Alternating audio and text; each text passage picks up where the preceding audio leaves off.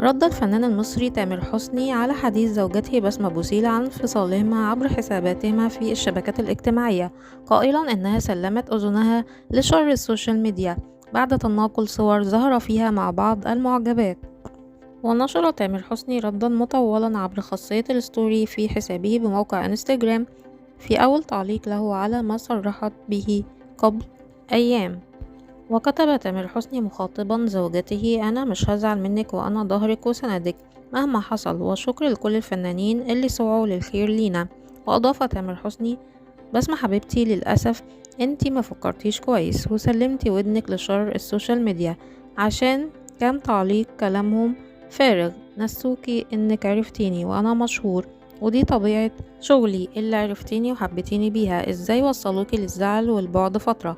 وتساءل تامر حسني: ليه لما اي حد يزعل من حد يطلع يكتب عليه في السوشيال ميديا؟ طب حتى يكلمه الاول، ايه علاقة الناس بمشكلة شخصية بين اتنين ممكن تتحل بالتليفون او في زيارة رحيمة ما بينهم؟ ورأى الفنان تامر حسني أن زوجته ذات الأصول المغربية كانت متهورة عندما أقدمت على الاستماع لحديث ناس في طبيعتهم حب خراب البيوت. وتابع تامر حسني: هو تصرف متهور منك بس ولا يهمك، مش عيب ان الانسان يغلط ويتعلم، وانا ياما علمتك ولسه هعلمك. كان نفسي الكلام ده يكون بينا، لكن انتي اشركت الجمهور الكريم فكان لازم ارد هنا.